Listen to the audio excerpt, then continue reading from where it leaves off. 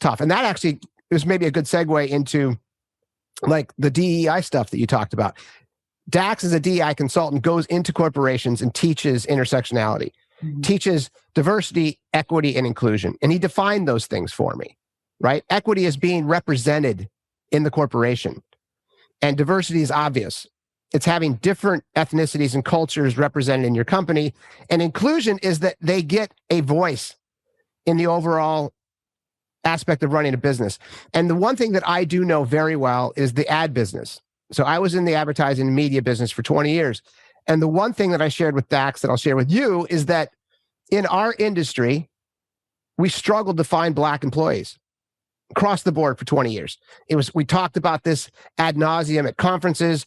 I had Black friends in the industry, but very, very few statistically.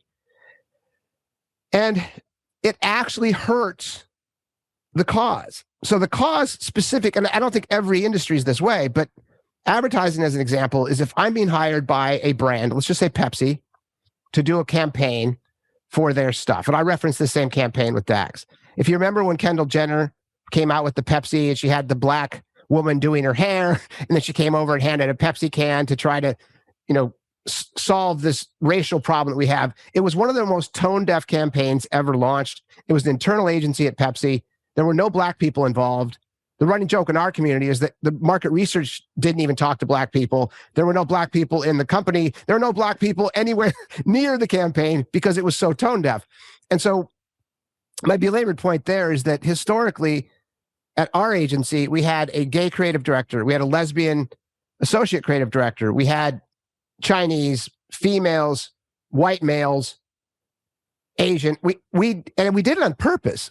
And as you know, there's not a lot of morality in the way I was running my company. It was like, whatever I can do to make money, right? I'm going to try and make as much money as I can. And I loved all these wonderfully creative people, but I had to specifically go out and look for that because not only did I want ethnicity on the diversity front, I wanted viewpoint diversity.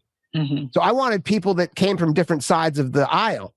So, historically, if you look at conservative people, they conserve institutions. And a lot of times their personality traits dictate things like sanctity and order.